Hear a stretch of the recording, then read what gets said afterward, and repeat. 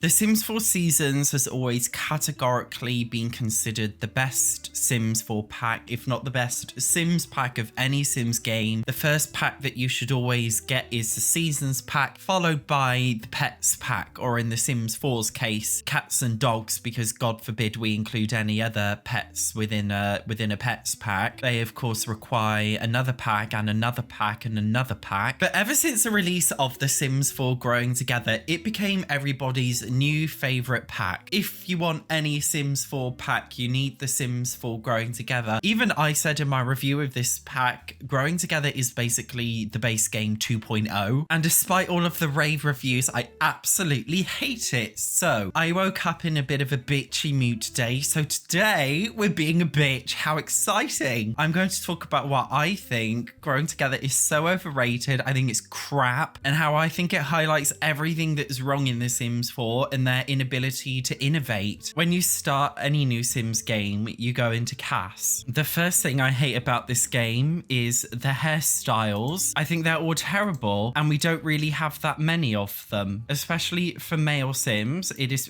pretty diabolical. We really do not have that much at all. These three are basically the same thing, so they only count as one. These two are the same thing, they only count as one. These two are hairstyles for the female Sims put on the male Sims. Let's not be woke about that. So we only actually got three brand new hairstyles for male Sims, which is diabolical. In terms of the actual outfits themselves, I think the vintage look is okay, to be fair. I think, like, I'm not gonna lie, I do think a lot of the cast looks nice. They intentionally made a lot of stuff that's appropriate for elder Sims for once. Nothing for teen Sims, of course, even though this pack is about growing through the different stages of life. It's not about growing through the teenage years, because that of course requires the high school years expansion pack. But next up, I would like to have a little bit of a bitch and moan about how diabolical the world is in this pack. This world comes with 12 lots. I don't know if any of you guys play games like The Sims 1, 2 and 3, but literally the neighborhoods in all of those games had significantly more lots. Sims 2 and 3, you basically had an infinite number of lots. Looking at the world itself as well, when you go actually into the map screen, I really hate how there's just so much unused potential. Look at this cute little lot on the water. Imagine if that was real and you could build there. Of course, that would be too kind of EA to do. They built a water park and it was really bigged up in the promotion, but I absolutely hate it. There's two interactions: watch water and play in water. The Sims 4 is an innovative gameplay experience which allows you to watch the fucking water. Who the fuck is watching water? It's the equivalent of watching paint dry. Even playing in the water, they just stand there and do nothing. They just stand there in the same spot, and oh, look at that, +1 happy moodlet, because that's all The Sims 4 really does. Everything you do gives you a +1 happy moodlet. This is my favorite area of the world because of how crap it is. What would you call this? Not an arbitorium. I don't know what you would call this building. Like a big greenhouse. Yeah, it is called an arbitorium. So if you click on this sign next to it, it comes with a really innovative feature called walking. So first we have to walk to the arbitorium. Then once we've walked there, we do this incredible in-game thing, which is called walking, where your Sim walks around this set dressing world, checking their phone every single 5 milliseconds. And they just walk. I mean, isn't this just like innovative gameplay? Like, of all the things they could have added, like, who wants cars? Who wants open world? Who wants like very, you know, intelligent AI? What I personally want to see out of a $40 expansion pack is the ability to walk. This is just peak Sims gameplay right here.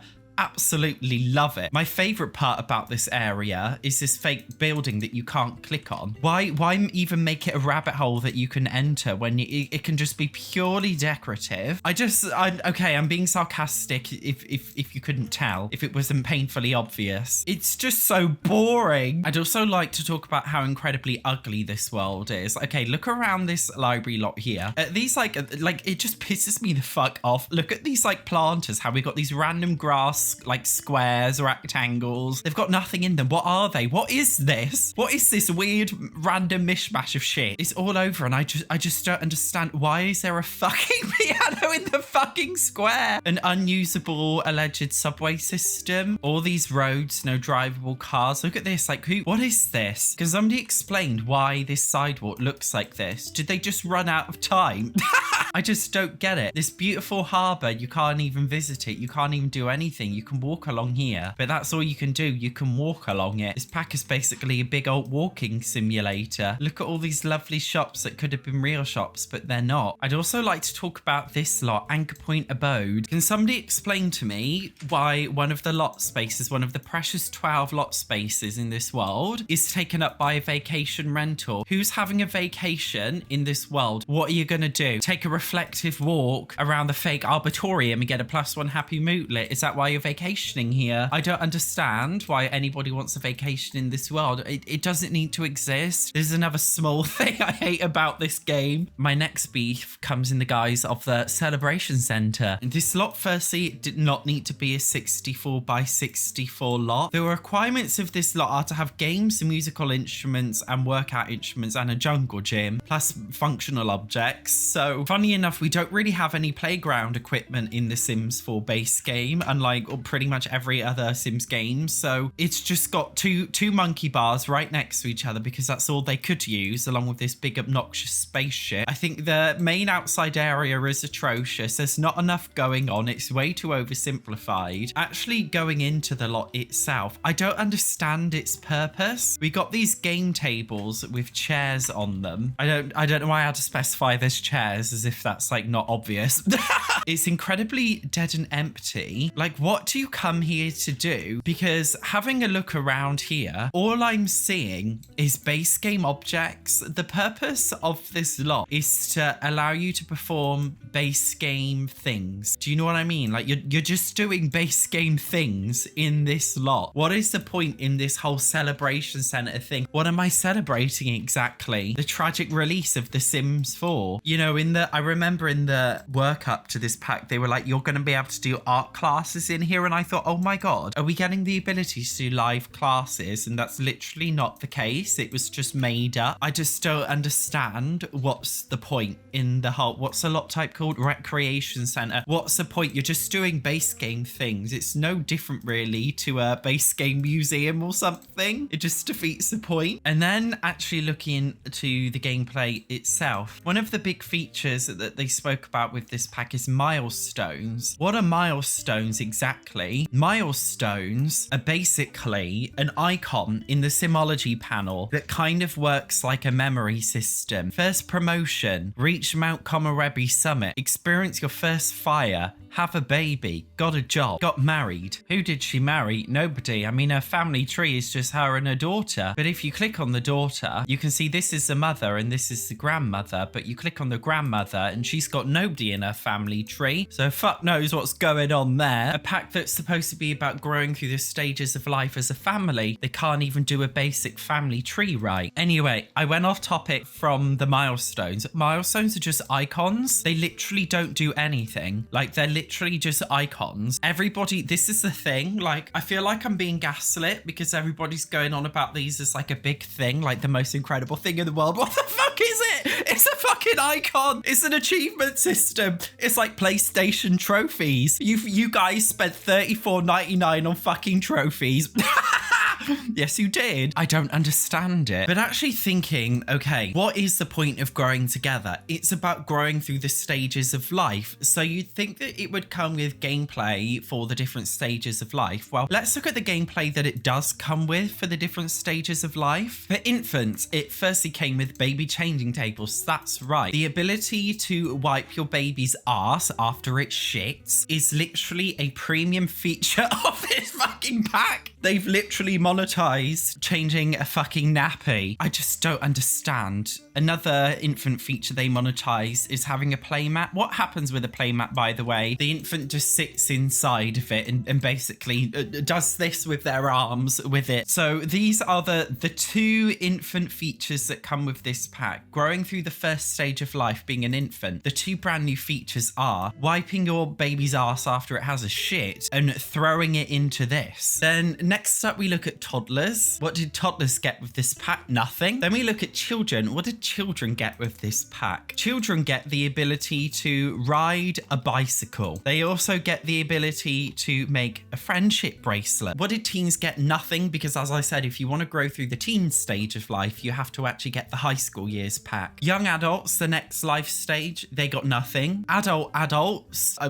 don't know why I'm saying adults, you know what I mean. So they get the ability to have a midlife crisis, something that The Sims itself is actually going through right now. Though the midlife crisis doesn't come with new gameplay, it's more so just like a mini temporary aspiration to complete. And then we get the elder stage of life. So elders actually get nothing really. I think there's one small interaction, like there's an heirloom box and you can choose an heirloom to put in it, or a keepsake box rather, and then elder Sims can pass this down through the generations, but they don't really do anything themselves. And then there is one more activity. This is a treehouse, but this is, I guess, technically for all the different life stages where you can build a treehouse together. So what does this pack actually come with? Not that much. It's not really about growing through the different stages of life. It offers a couple of tiny gameplay activities along with a glorified achievement system known as Milestones. It comes with a couple of very, very glitchy events. In fact, should we do one now? Let's do a slumber party, my favorite glitchy event. We're going to invite all these, I don't even know who these people are, but they're coming. It's happening right now. So as a part of this, you have to get them all to set up sleeping bags. And as you can you see how they've set up sleeping bags? Can you see what's happening here? This is what happens at a Sims 4 slumber party. All these sleeping bags just randomly pile on top of each other here. And then of course you got the event activities, but you know, trying to get Sims to do any of these activities is fucking impossible with their bloody stupid AI. Like, this is just the epitome of this pack right here. The pack also comes with the incredibly annoying feature of a relationship compatibility system. This comes under likes and dislikes, where you choose characteristics of a sim that you like and ones that you dislike, and then this determines whether or not you have good compatibility. But it's not romantic compatibility, because that's a love struck pack. This is friendship compatibility, but may also have an impact on relationship compatibility. I don't really know. And then you've got conversation topics that you like and dislike. And you know, The Sims 4 is so limited in terms of personality, in terms of conversation. It's like these just interact with the game in such an annoying way. There's barely even any townies in this game. This pack, I'm pretty sure there's only like 3 households in this entire world. So, you know, the options aren't really open in terms of having this feature be actually that usable. We've also got family dynamics, and anybody who uses this pack will know you will constantly get a family dynamic pop up. Like, if you do joke interactions with a sim like 5 times, you'll get a pop up. Do you want these Sims to have a jokester family dynamic just by doing 5 funny interactions? These family dynamics are very malleable, but they just, I don't really understand what they do. Like, what's the point? Again, it's just kind of like a label. Already, she wants to know if she's able to like jokes.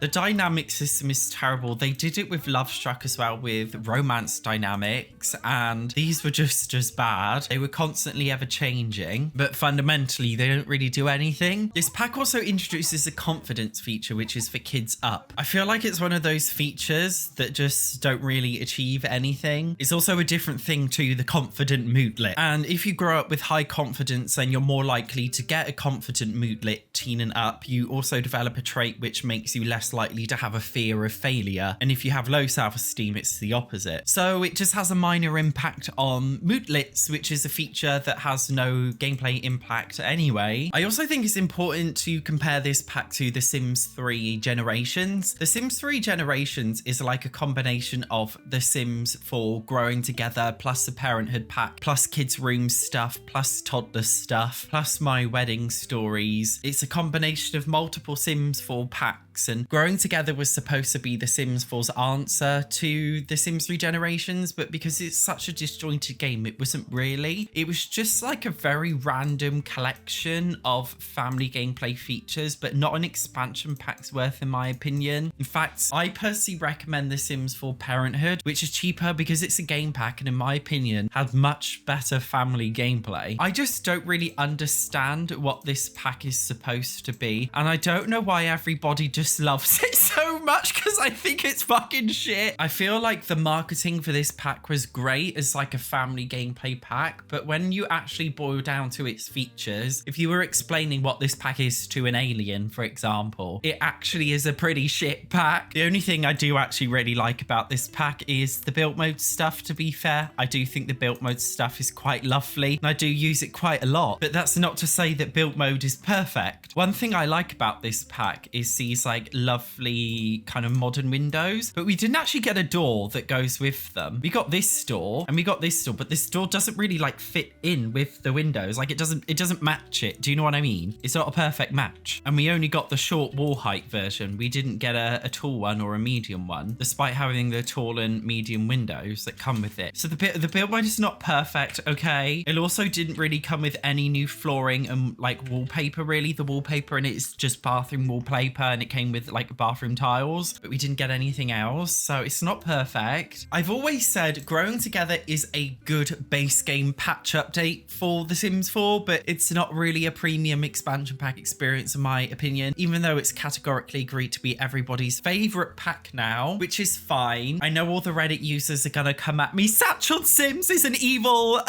far-right conservative, racist, transphobic, sexist, homophobic Nazi because he said he doesn't like Growing Together. This is what they do, like this is what they say, so bring on all, you know, bring on all this like weird hate, whatever it is. It's just my opinion. I'm not saying you personally are not allowed to like Growing Together. This is not a personal attack. People in the Sims community seem to think that personal subjective opinions about DLC is somehow a personal attack about you, because if I don't like this pack but you do, then I'm attacking you and your whole life and your whole being. I don't know why. So yes, this video is me attacking you personally in your entire life. That's what I'm doing. This video is just me slating you in your entire existence. It certainly wasn't a subjective opinion. It's not like the biggest deal in the world. It's just a light-hearted video talking about why I think it's just a little bit overrated. A pack that I don't think is overrated, genuinely my favorite pack for The Sims 4, I think, is The Sims 4 Life and Death. If you haven't seen my Let's Play series for this pack, make sure you check it out because it's incredibly fun. Thank you very much for watching, guys. I will see you in the next video.